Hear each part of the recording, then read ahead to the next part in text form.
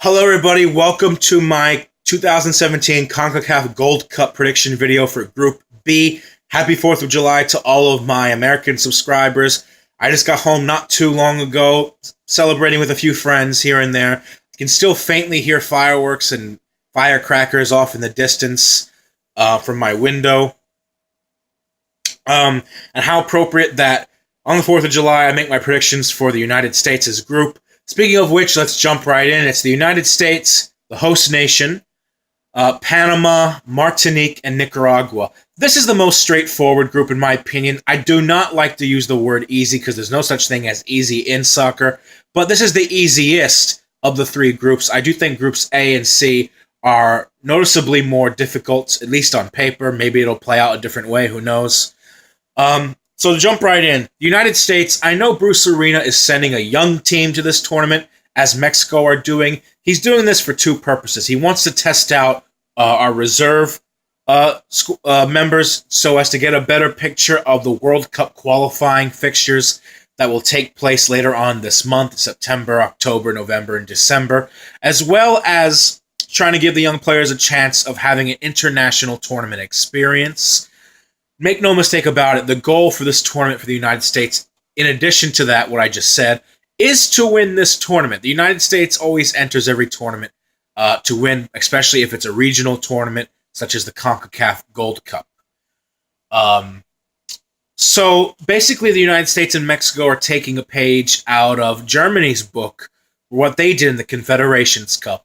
Will it pay off? It may, just like it did for the Germans, or it may not.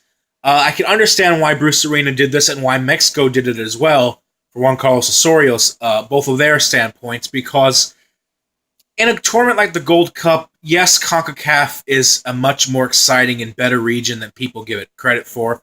It's tougher than people think it is. It deserves more respect than people think it does. And it is improving faster than people think it is. But it's not a Confederations Cup where you're playing against the very best from around the world, and it's certainly not a World Cup.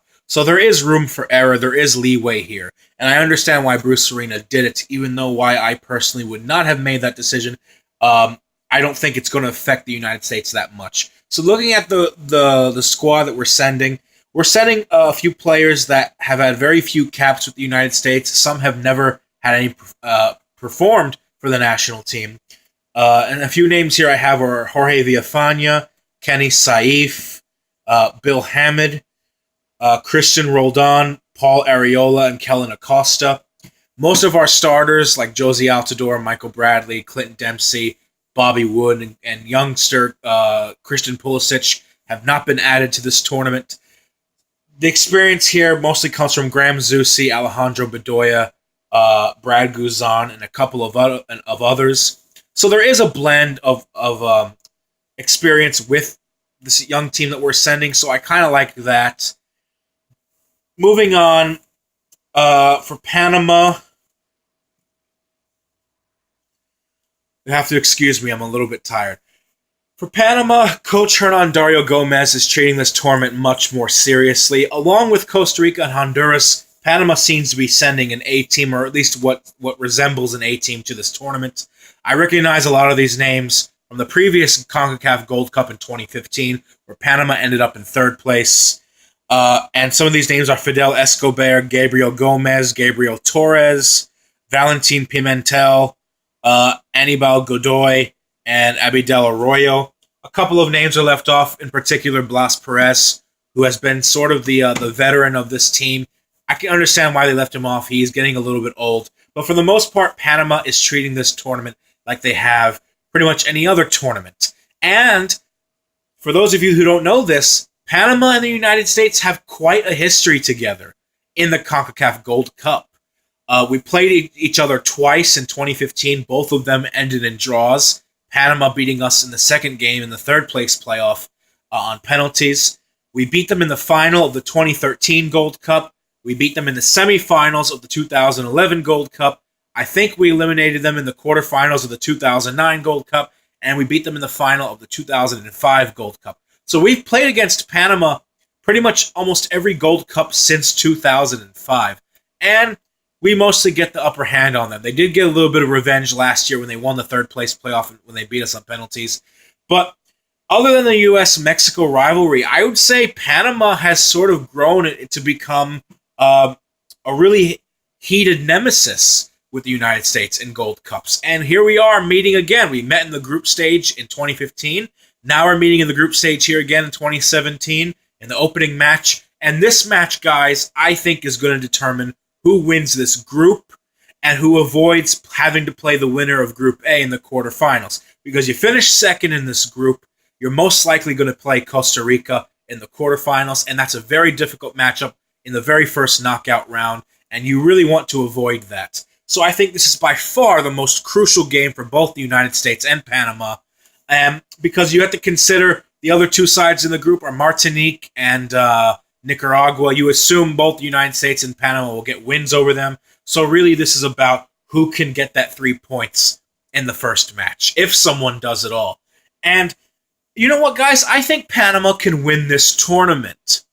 Panama have not won the Gold Cup, but they have reached at least the semifinals of every Gold Cup of the last 3 Gold Cups in 2011, 2013, and 2015. They went out in 2009 in the quarterfinals, but that was again to the United States. They've been to the Gold Cup final twice in 2013 and in 2005.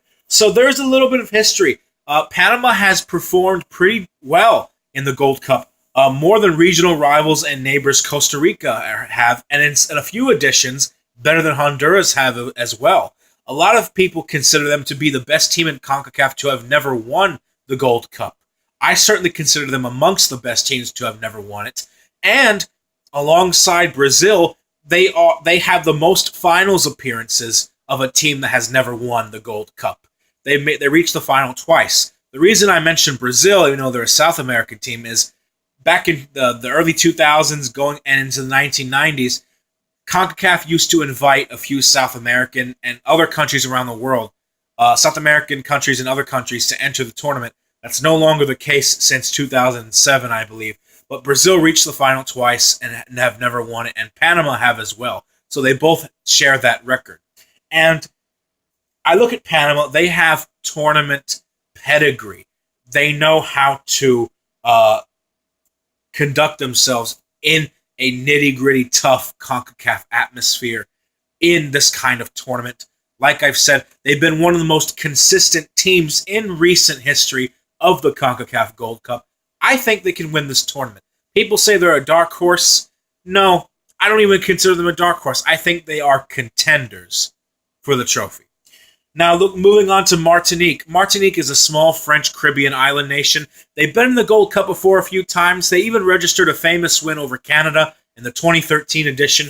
They're not a bad team at all. A lot of these guys play for the lower divisions within France. Some of them play locally at Club Franciscain in Martinique itself. Martinique just so happens to be the home of former France international Thierry Henry. A little bit of trivia for you guys. These guys, this team, unfortunately, is not allowed to compete in FIFA World Cup qualifiers since they're not a member of FIFA. I hope they do become one day so they can at least be given the chance to reach a major international tournament. But them alongside neighbors Guadeloupe, who are another French colony in the Caribbean, they've done pretty well for themselves in Gold Cup history. I believe Martinique came out of the group once in the early 2000s, if I'm not mistaken. Maybe that was Guadeloupe. But for Martinique, this is not an easy side to play against. They are one of the best teams in the Caribbean. They finished in the semifinals of the 2017 Caribbean Cup alongside Curacao, French Guiana, and Jamaica. To go through some names here, there's Johan Odell, Johan Arkin, Kevin Parseman, Kevin Olimpa, Daniel Harele, Stéphane Aboual, and Sebastien Cretonois.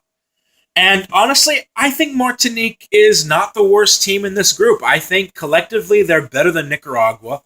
They have more tournament experience than Nicaragua.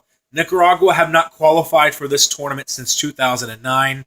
I'll get to them in just a second. I can see Martinique sneaking out of this group as one of the best third-place teams, getting a narrow victory over Nicaragua.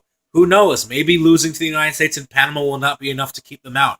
But don't sleep on Martinique. Don't sleep on any Caribbean island nation in this tournament because the Caribbean put on their best performance in the 2015 Gold Cup when they sent 4 countries into the quarterfinals. So there is improvement all across the board, and I look forward to watching Martinique in this tournament.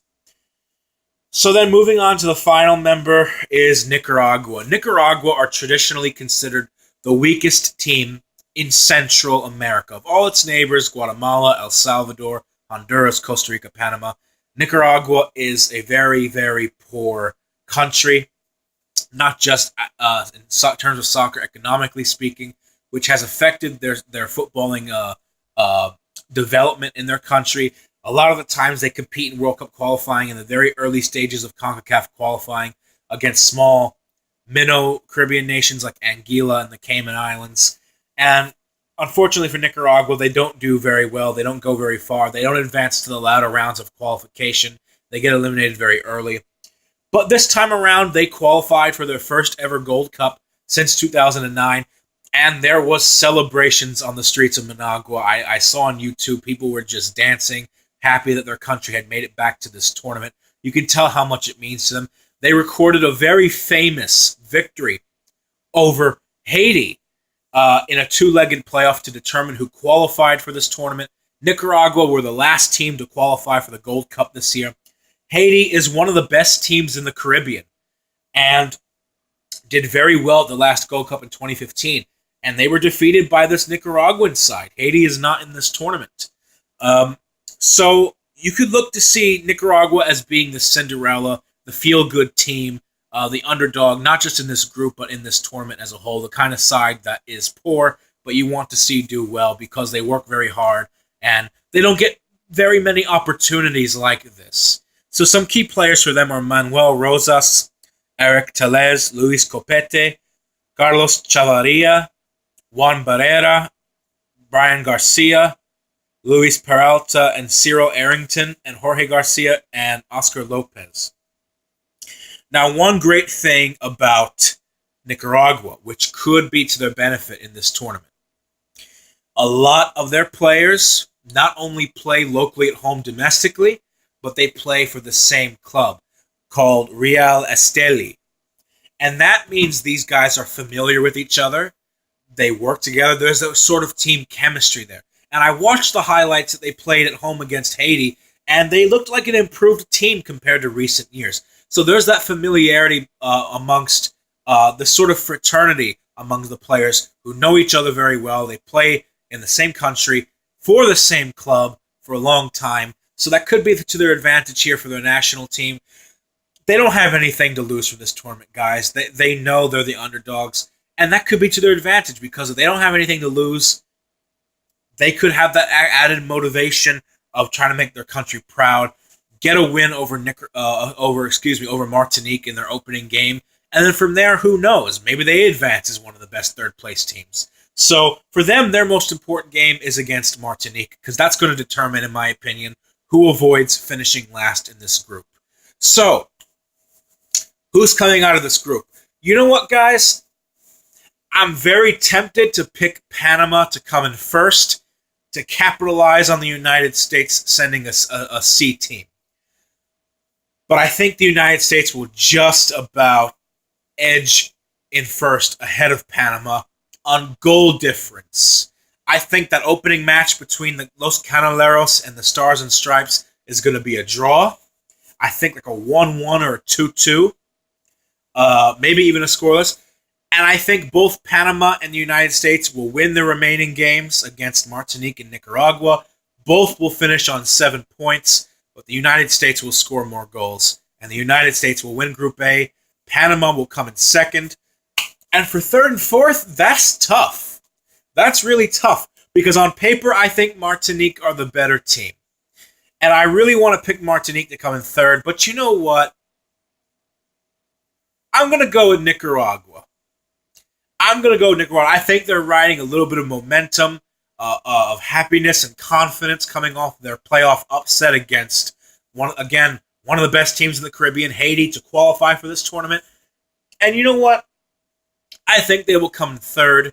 Now, whether or not they get the win over Nicaragua or they just come in third with 1 point and just finish ahead of Martinique on goal difference, I'm not quite sure yet. I'll specify that in the comment section below when I've made up my mind.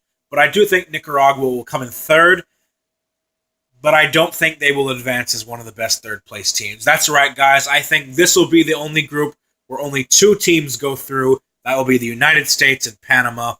Nicaragua will come in third, but they'll be eliminated. Martinique will come in fourth. So thank you for watching my video. Stay tuned tomorrow for Group C of the CONCACAF Gold Cup analysis, preview, and predictions. Till then, guys, peace out. Much love. Have a good night.